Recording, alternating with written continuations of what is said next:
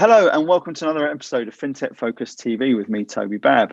Today we are again looking at some of the companies who've made the listing in the Financial Technologist magazine's most influential financial technology companies of 2021. We're back into the world of open banking today, and it is a great pleasure to introduce to you Huw Davies from Ozone API. Huw, how are you? I'm good, thank you, Toby, and thanks for the invite. Looking forward to the conversation. Listen, it's great to have you on the show, and great to see another business.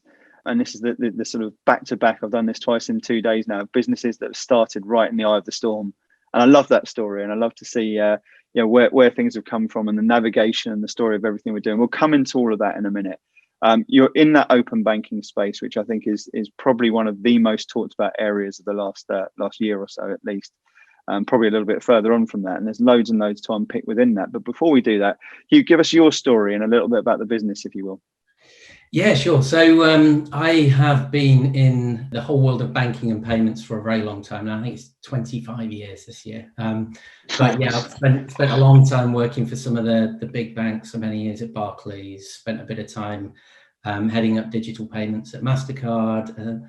My last proper job in banking was global head of payments at HSBC. But for the last 4 years, I've been in this open banking space. And as you say, it's a really interesting space with a lot going on. I spent a bit of time at the UK's open banking implementation entity, where I was leading the development of the UK ecosystem. And actually, it was from there that Ozone formed. So myself and my two other co-founders, Chris Michael and Freddie Giara, were all working together at OBIE. And Chris and Freddie were playing a really key role leading the development of the UK open banking standard. So Chris is head of technology and leading that whole process, and Freddie is the lead technical author. And I guess Ozone started because we saw that there was a really common problem. All of the banks that were implementing open banking APIs were finding it much, much harder than they would probably care to admit. And it is very complex. There's a lot of complexity when it comes to, so banks have always been sort of closed shops for very good reasons. So the minute you deliver an open API that allows access to customer information and the ability to move money, there's a lot to think about.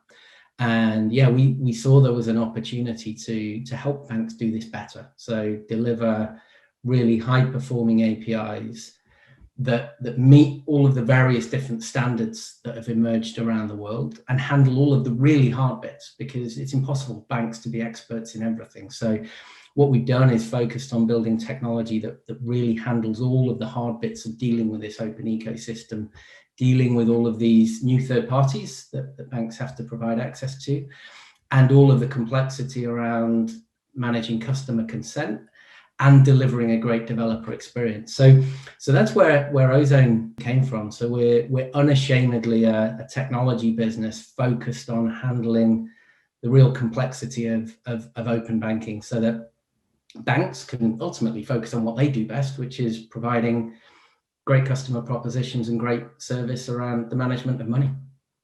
And it's really interesting, that, isn't it? Because I think there's been a sort of coming to terms with that in the banking world over the last few years, where, as you say, traditionally it's been very, very closed shop.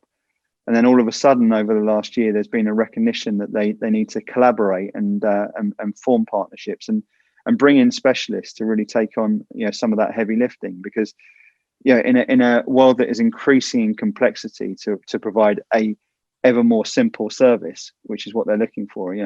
Every consumer is looking for as simple a service as possible, and technology drives that, but it needs real specialization within that. And the banks, I think, have actually been, this is a very patronizing term and I can't think of a better one, very grown up in terms of their ability to partner and adapt with it. I love the fact that you've spoken there about another business, and this is a big feature of the list, who had been involved at a user end or a planning end, and seen a sort of very real problem and said, actually, we can fix this and we can provide a solution and we can do something around that. Tell me a little bit about the adoption, because one of the issues for businesses traditionally, startup businesses in the space, has been the procurement process and the ability to move things quickly. You've had that challenge with your target customer base, I would imagine, alongside a relatively difficult time to start a business at any stage of the year. But within that has come opportunity at the same sort of time for you, hasn't it? Give us a little bit of colour on that, and how the negative has become a positive, because I think that's been a big feature of the show over the last year. And I love hearing people take a problem and recognise that within every problem there's a way of doing things better and using it to your advantage. Yeah, it has been a really interesting time, actually. So I guess coming into this pandemic period, we'd already established the product. We had some great reference clients. We had a really good starting position. One of the challenges, though, for any startup is working out the right areas of focus. And as you said, Toby, selling to banks or getting technology into banks is really hard. There's often long, complex procurement cycles. There's often then that internal discussion, right? Should we do it all ourselves, or do we use expertise? And I think we have seen banks go through a bit of a journey in this whole open banking space. Early days, I think a lot of the banks wanted to build it all themselves. The amount of times I've talked to banks, even last week I was talking to a bank who said, we wish we'd talked to you earlier. We've just spent a year and hundreds of man-days building something which doesn't really work that well, and we realized we probably shouldn't be absolute experts and specialists in this particular area, for example, around the consent management piece and the security standards. There are others who can do this better. So we've seen banks going on that journey, and there's certainly I think a recognition now in certain areas, kind of stick to your core and work with specialists in really specialist areas, and that's what we try to be. But one of the things we've done is try to be really clear on our go-to-market strategy as well. So closer to home in UK and Europe, we're really looking to work with a lot of the smaller banks, challenger banks, e-money institutions, prepaid platforms, because there are a lot that still have a challenge because they haven't delivered their PSD2 open banking APIs, or they've done something inherently tactical that doesn't work. And they're much more open, actually, often to work quickly and work in partnerships to solve a problem. It's much harder to sort of establish those procurement relationships with a tier one bank. It's something you love to do, but it takes some time. One of the things we've been doing, though, is global banking is happening all around the world, and you have to have relationships, you have to have networks. So what we've been focusing a large part of our strategy around is being an enabler of other enablers. We're a really specialist solution around great standards-based APIs. Will sometimes be much more effective being part of someone else's overall technology stack. So we often work with big banking technology enablers, and they're taking our software to market. That's actually a much more efficient and effective route to get to the big guys. So in Brazil, for example, where open banking is going great guns this year, and we're working with a really strategic partner. The first client they announced was Citigroup. There's no way as a relatively new startup we'd be able to do that on our own, but working with smart partnerships, you can get to different types of banks in different ways. So yeah, the whole sort of pandemic period, it's been tough, but it's been a great opportunity for us, actually, because open banking is sweeping around the world. Brazil, Mexico, the Middle East, there's some markets at real key points at the moment. And we've been able, through working with the right partners in the different regions around the world, to actually grow the business probably far quicker than we could in the old way of working, where you needed to hop on a plane and go and have lots of meetings before you could form the partnership. We're having daily stand-ups with our partners in Brazil or our partners in the Middle East, all via Zoom or Google Meet or whatever. And we're working in a much closer way than we would have been able to do in the old world. So yeah, some challenges, but there's been some great opportunities as well. I think that's a really interesting part in there, isn't it? Because you're absolutely right. The ability to scale, and I've seen this time and time again, as you know, 3 episodes a week for the best part of a year. You're hearing stories all the time about people adapting. And yeah, as I say, this big theme of a negative situation in companies turning into a positive has been fascinating for me. And one of the big things we've seen is just how small the world's become because of this, because of this thing, and how the ability to reduce cost from travel very quickly. I think after a quarter's worth of settling in period, people very quickly realised that there's an opportunity here to transact internationally and grow and scale internationally. And the number of people I've seen who've rapidly scaled their international operations over the in the face of this has been great to see. You talked there about sort of scale in South America. Understand there's opportunity in North America as well. Tell us where this goes for you guys and what it looks like and how that landscape and plan has changed over 12 months and because I imagine it probably wouldn't have been quite as international in your roadmap as it was in February 2020. I mean, it has become much more global. Well, I think in line with what we really hoped, not necessarily what we expected at the beginning of last year. But I guess fundamentally, this open banking space, it is a global phenomenon. It's happening all around the world in slightly different ways. In certain markets, you've got much more of a regimented, regulated approach where a whole market is moving at the same time and around common standards. That's really the sweet spot for us. It's not the only area of opportunity, but we think we know the standards space better than anyone else.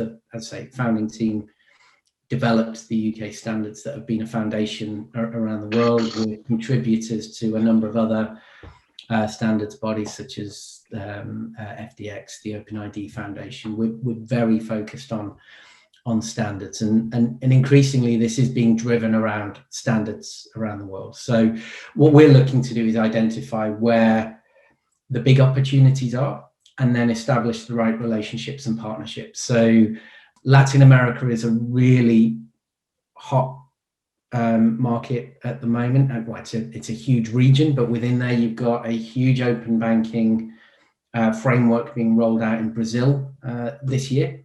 Mexico is following quickly after. Other markets such as Colombia, Argentina, Chile are all starting to look at it. Canada will be coming next year. Middle East, we've got approaches already in place in Bahrain, coming in Saudi Arabia.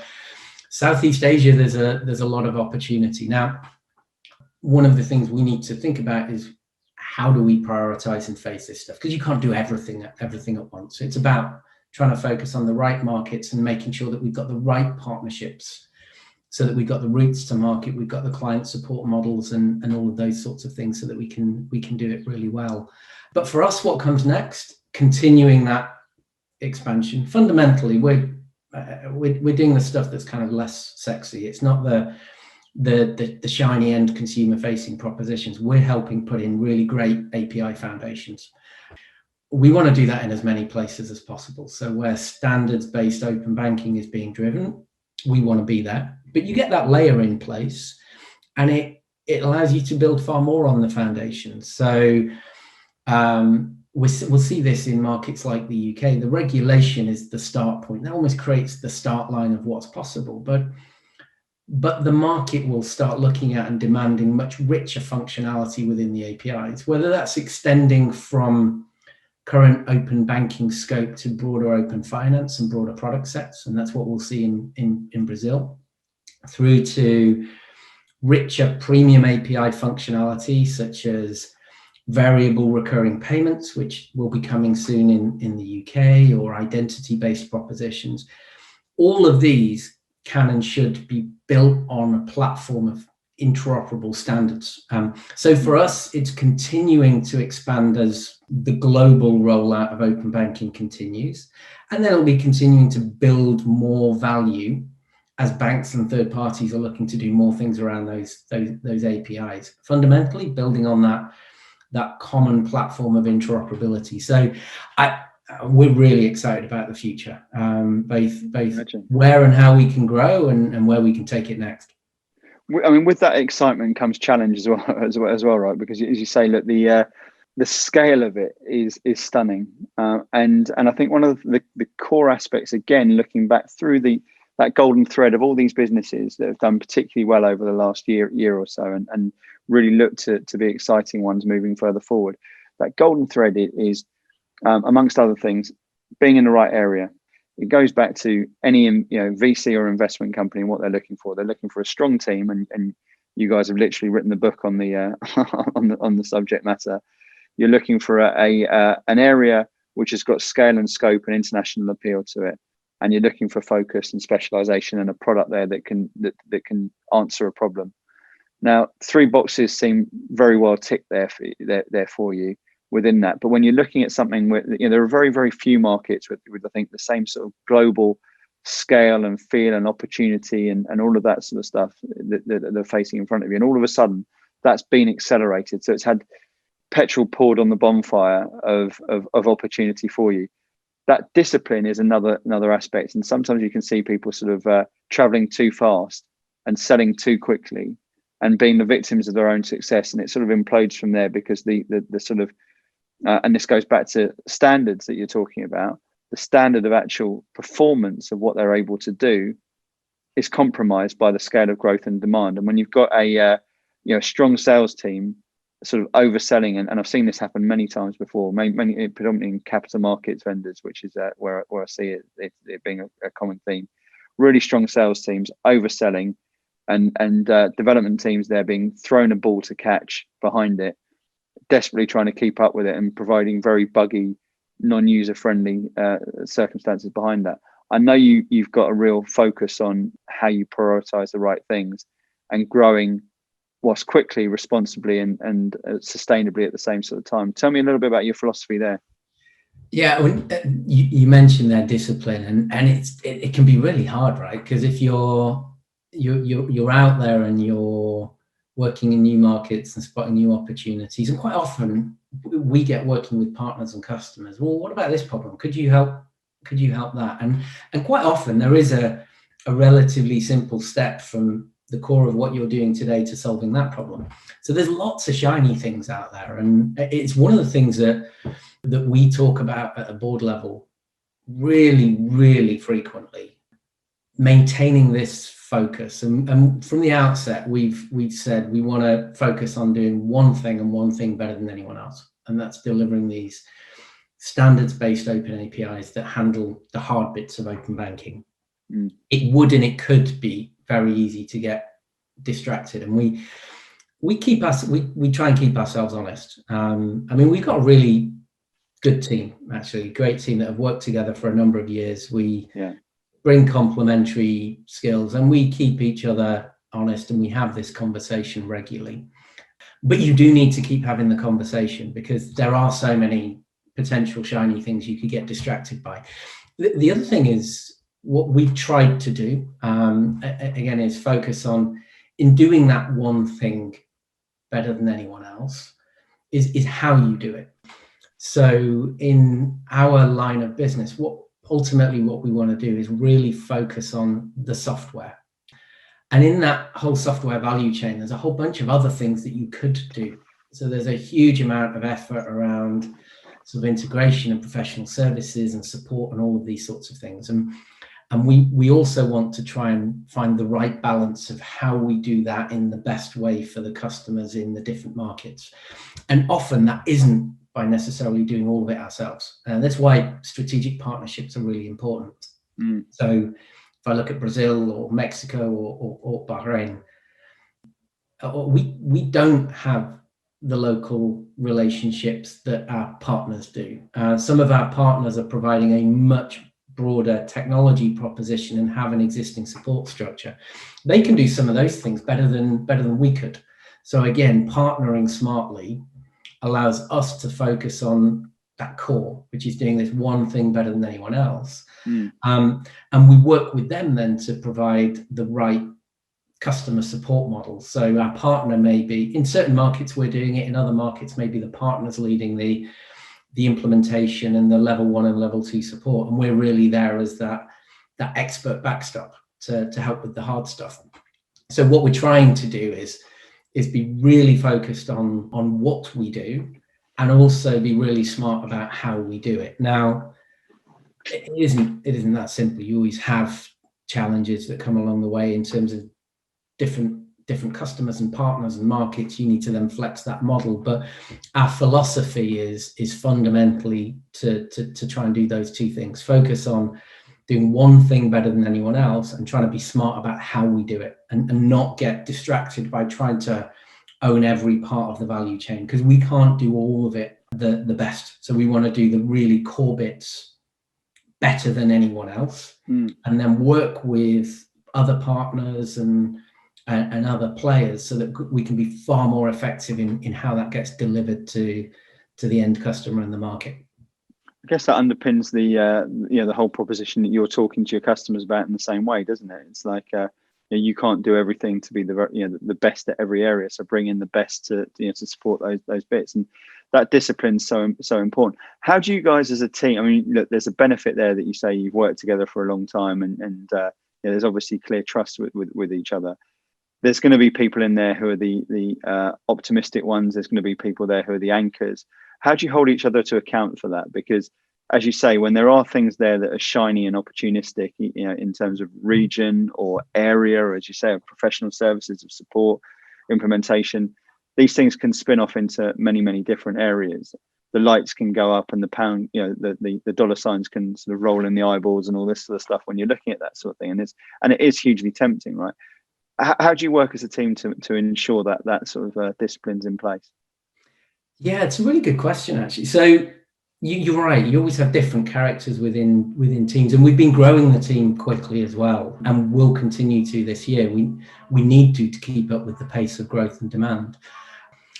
It's interesting. It's kind of key moments of good news and bad news where you sometimes really see those characters come out. I mean, we had a piece of news come in a couple of weeks ago, which I can't really go into the detail, but it was it had the potential to be a bit of a knock. It's turned into a real positive, but it was a Friday afternoon. I got a phone call, had to call Chris and Freddie, pull together a quick board meeting, and I did think this will be interesting to see really how the personalities react. This could be a potential bit of bad news, and the three of us got on the phone and we talk incredibly regularly. And then we have the broader leadership team, and we have the weekly team meetings and the daily stand-ups. So it's a tight, close team. But actually it was amazing. We all looked there and went, okay, well, ideally we wanted it to play out that way, but there's an opportunity that no one looked down at their feet, and there were no things being kicked, no tantrums, we'll end up with a better outcome in this particular scenario. And I realized being a little bit vague here. But it was one of those where we looked at each other and went, okay, this isn't what we were hoping for and expecting, but we've got to deal with it. Right. Here's one option of how it could play out. What do we need to do to make that happen? Here's another option of how it could play out. What do we need to do to get that plan B lined up? I say the end outcome, I think, is much better than what we were previously working towards. But it was a really interesting test. And I think, like most things in life, you just keep talking. We get on really well as a group, as a team. We work well. There are sometimes pressures around just managing the workload. But yeah, we tend to talk about it. And again, so if someone turns around and said, I'm absolutely exhausted, we've had a really long week, I need some downtime, we just manage around that. And what we've tried to do is just, as I say, keep talking. It's like family. It's like a football team. You just got to keep communicating. And that's how we try and keep each other and keep ourselves honest. And sometimes we do have to, one might have to hold someone else to account. And we said this, we're actually trying to go in a different direction. Is that really what we want to do? And yeah, it works really well. So yeah, I think there's a real premium and again, consistent theme of good businesses at this sort of stage, and I say at this sort of time, at any time, communication is at the forefront of a great leadership team, and the ability to over communicate at this sort of stage, and even inadvertently or deliberately, what you said beforehand is about a cascade of information about daily stand-ups. You talked about leadership meetings. You talked about regular comms, and I think if you can get that right and make sure all of those things are taught through, that's proving absolutely critical at this sort of stage. The other thing that you mentioned there that was really interesting was the commitment to offense rather than defense, to attack problems and say where can we find the opportunity into it. I've been this is a little bit abstract, but I've been watching the Avengers movies with my kids over the last couple of weeks, and there was when you mentioned that, there was just this 1 out of 14 million chance that Doctor Strange saw when he saw the outcomes of the final battle. And within that, I think if you can see that one option and say, right, how do we make that happen? And the pragmatic nature of the way that you've been talking about how you operate as a leadership team, what is the option? How can we stare these knocks, of which there are going to be plenty for plenty of businesses at the moment, and actually say, right, how can we stop, pause, assess the situation, make the decisions that we need to make around it, and make sure we turn that into the power to move us further forward. I think that's incredibly inspiring and incredibly insightful, and a great opportunity to take people further forward in their quest as well. So let's see Ozone API as the new Avengers of this world. I'm not getting one of those outfits though, Toby. I'm sure it's that tucked in the wardrobe just behind the screen here.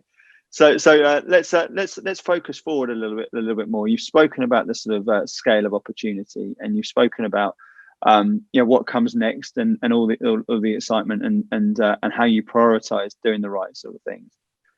You've spoken about growth, and imagine growth is a domestic play at the moment.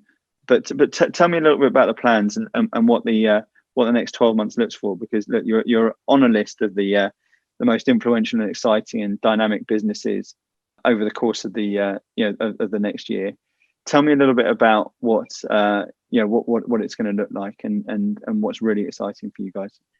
Yeah, so I'll probably cover a few elements to that. So from a customer perspective, so we're already live in quite a few markets around the world now. So UK and Europe, Brazil, Mexico, Middle East. We've got some stuff starting to go on in North America from an implementation perspective. So those markets, we want to continue to grow them so they're core markets. So we're providing the services really well and underpinning the APIs of multiple banks in each of those markets. So we want to continue that expansion of customers and the delivery of really good high-performing standards-based APIs, and start to then think about where next in terms of markets, because there will be plenty more as this standards-based open banking rollout happens around the world, whether it's driven by regulation or commercial drivers. So continue to grow the footprint and the number of customers we're serving in those core markets. And that's number one. Obviously, that brings with it the levels of revenue growth that we're planning and expecting.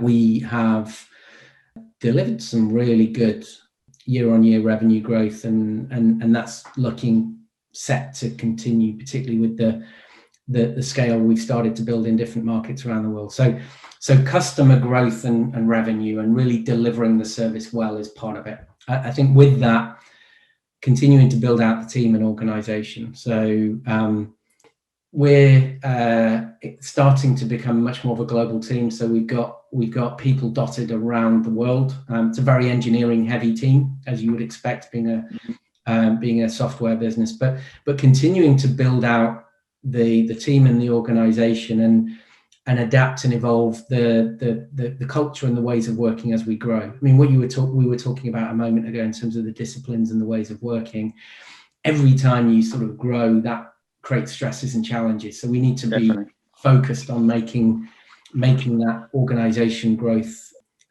work well. And then with all of this, so as we're building out the customer base and scale and the revenues and the team and the organization, continuing to evolve the technology and the platform.